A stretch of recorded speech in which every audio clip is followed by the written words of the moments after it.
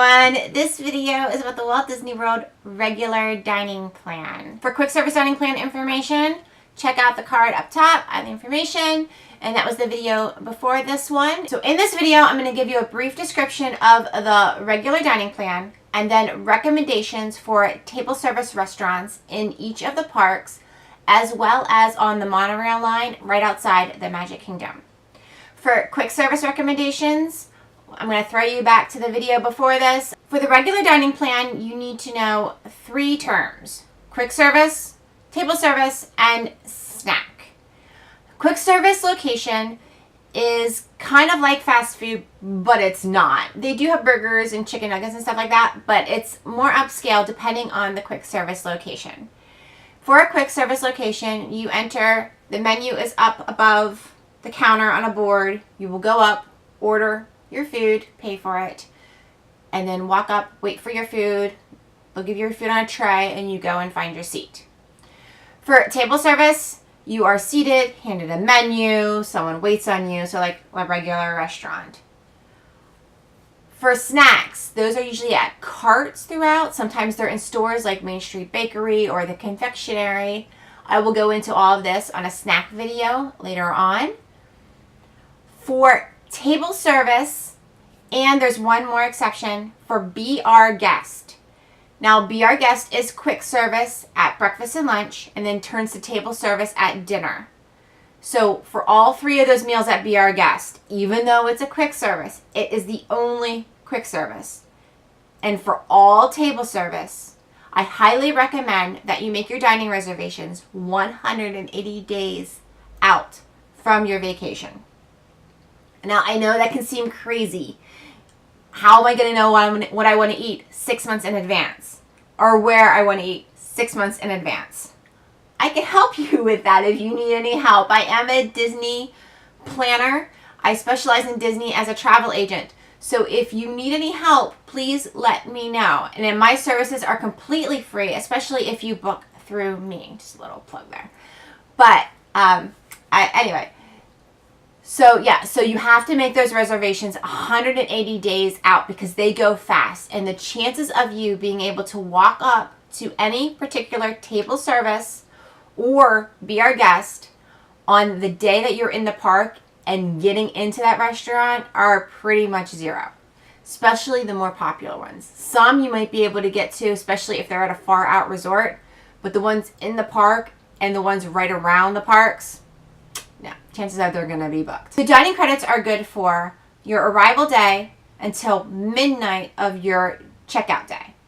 So back to our example, if you are staying 4 nights, but you have 5 park days, you can start using your dining credits on the day that you arrive, and you can use them for all 5 days until midnight of your departure day. So you can space out those dining credits too, so you don't have to pay out of pocket at all or as little as possible. So with the regular dining plan, you receive 1 quick service dining credit, 1 table service dining credit, 2 snacks, and 1 resort refillable mug per guest on the reservation. This is also contingent on how many nights you stay at a Walt Disney World resort. For example, you are staying 4 nights at a Walt Disney World resort. You will receive 4 quick service credits, 4 table service credits, and 8 snack credits, and 1 mug. I hope that makes sense. With a quick service credit, you will receive an entree and a non-alcoholic beverage. With a table service credit, for breakfast, you will receive, and it depends on the restaurant, either an entree and a non-alcoholic beverage or a buffet/family style and a non-alcoholic beverage.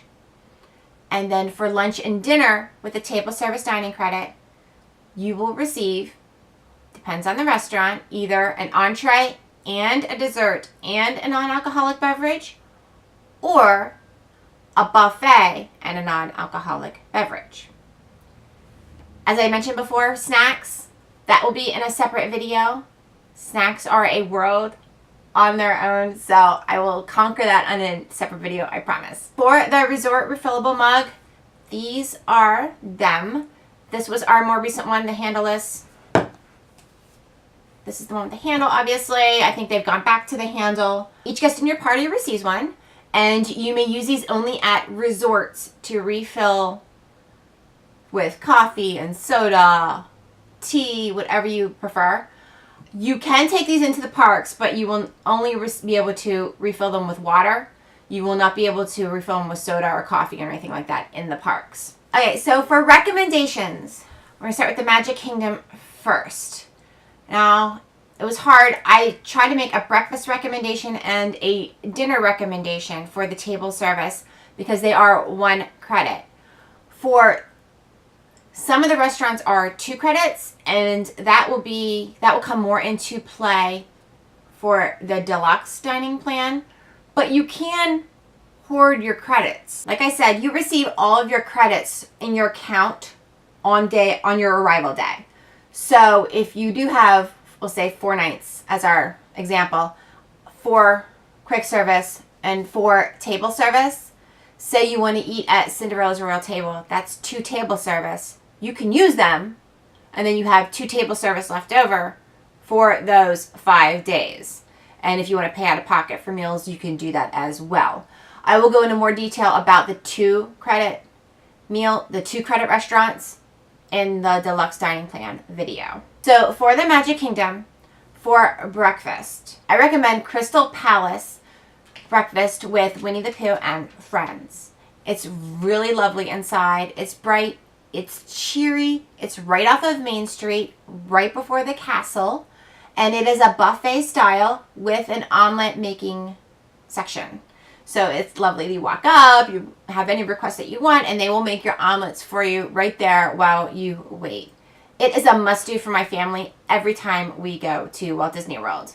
For dinner, I recommend Be Our Guest. Be Our Guest has an amazing menu at dinner, and you also get to meet the Beast, which is fantastic and is the only place where he is available. You meet him after you eat in his study to get your picture before you leave. Now, in the loop right outside, you have the monorail. In the monorail loop right outside the Magic Kingdom, you have the Contemporary Resort, the Polynesian, and the Grand Floridian. I have 2 from here, and they're both dinner. I guess the one could maybe include breakfast. Sure. But we're going to say at the Polynesian, Ohana. Ohana breakfast is with Stitch, Lilo, Mickey, and Pluto, and it's family style, and it's just eggs, potatoes, bacon, nothing exciting.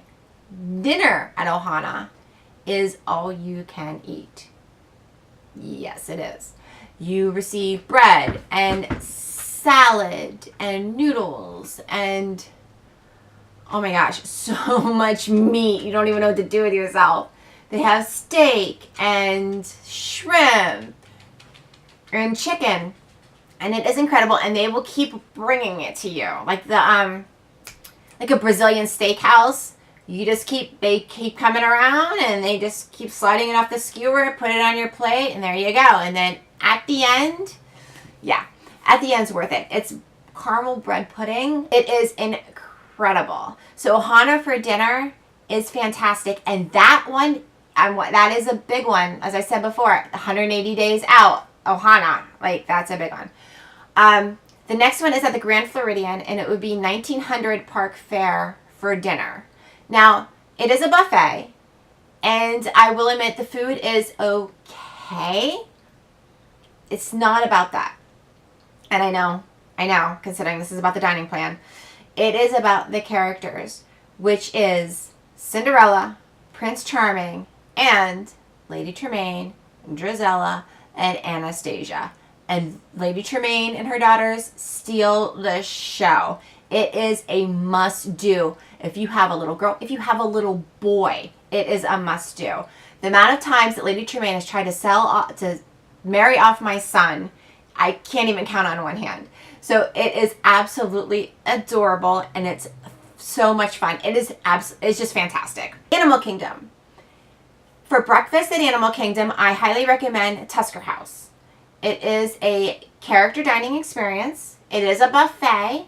It is probably one of the best breakfast buffets on property. They have upped their game there. And they have lots of different things. They have donuts too, which, okay. But they have other great things as well.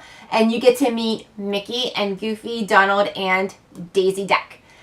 And it is just wonderful. They have a parade for the kids to go through. It is very laid back. And the characters are amazing. And they spend so much time with you. The food is fantastic. So that is a must at Animal Kingdom. For dinner, for 1 credit, I recommend Yak and Yeti. Yak and Yeti is a Asian-ish restaurant. It's an Asian fusion. So they do have, you know, stir fry and stuff like that as well. And it is very good food. It is nice in there. It is lovely. It is quiet. It's a great little break. And you're still in the center of everything as well. Okay, Hollywood Studios. Now, I do not have a breakfast recommendation for Hollywood Studios. And I will tell you why. Okay. When my children were little, because they're 7 and 9 now, but when they were little, we would go to Hollywood and Vine for Disney Junior breakfast. Fine. When we started going, they had singers there. The kids would get up and have a dance party. I actually have a video of Evelyn dancing. I will put information for it here. It's just, they were so little. And William didn't want to do it. He was such a baby. They have since gotten rid of that. They have slowly gotten rid of it. And I know they've changed the Disney Junior characters. And once again, my children, like I said, are 7 and 9, so they could care less about Disney Junior anymore. So if you have a Disney Junior junkie in your family, then Hollywood and Vine for breakfast is great. The food is meh. And I can't curse. The food is okay. No, it's not. It's not okay. It's bleh. And I would rather just have a coffee and a muffin outside of Starbucks at the Charlie Cafe across the street. Like, I can't even, but lately we've still been hanging on to that reservation because they let you sign up for Jedi training before your reservation. So we've been, you know, still doing it, although my kids could care less. When we went Star Wars weekend, we had breakfast in the Sci-Fi Dine-In, and it was incredible. It was a sit-down meal. They brought you got to order off of a small menu, and they brought you your food, and you watched Star Wars clips up on the movie screen, and you met Greedo? I'm going to go with that. Jawas, and there were stormtroopers. And beforehand, you had your picture taken with Darth Vader and Boba Fett. And that was incredible. And I'm hoping with Star Wars Land that they please bring a Star Wars breakfast meal character, something. Breakfast would be great because that park is hurting for breakfast. For dinner, for a 1 dining credit, I recommend 50's Prime Time. It is amazing, this restaurant. First of all, the outside, just plain building. Okay. Well, you go in, you're in a living room from like 1963. Boom. And then you go through and you either eat in the kitchen or you eat in little dining areas or something, you know, right offset. And the waiters and waitresses are hilarious, especially if you get a good one. They will yell at you for elbows on the table and you're not eating your vegetables. The kids get a giant kick out of it, especially if they're yelling at the parents. The food is comfort food at its best. So that is a great use of a 1 dining credit. And finally, we have Epcot. Epcot has 2 options for breakfast, and we have done both. Akershus, which is a princess meal, and Garden Grill. I recommend Garden Grill. And Garden Grill is in the Land Pavilion. So when you enter Epcot, it is over towards your right. It is above Soarin', and it is a rotating restaurant. It doesn't move fast, I promise.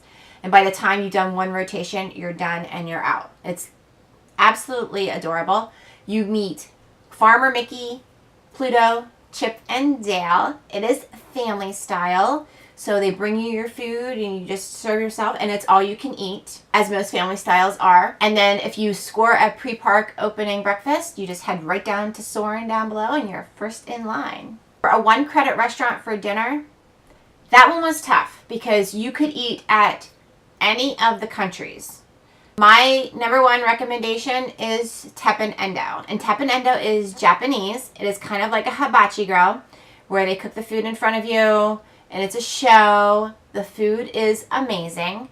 The dessert is great. If you like this video, please give it a thumbs up and subscribe.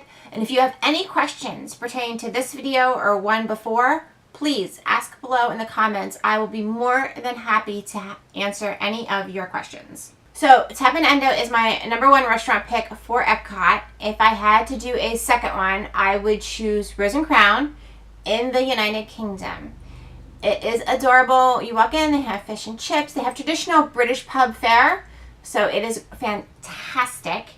You could maybe sit near the bar area as well. There is a lady in there who entertains. She plays the piano and sings. Or if it's nice out and it's not too crazy hot, you could score a table outside and sit along the water and maybe even get a table right around Illuminations time outside, and then you have a perfect view of Illuminations as well. Also, check out my Facebook page. That will be listed down below in the information section. Also, check out my Facebook page. Any Disney information that is released, any discounts that are released, I post them on my Facebook page as soon as they are released. So for any information, check out my Facebook page. So that's it on the regular dining plan. If you have any questions, please ask below. I'm sorry, I'm a little sinusy and I feel like crap today, but I try to push through. The next video is going to be about the deluxe dining plan, and then snacks will be another one, and character dining will be another one, best use of dining credits. So I will, and thank you so much for watching, and see you next time.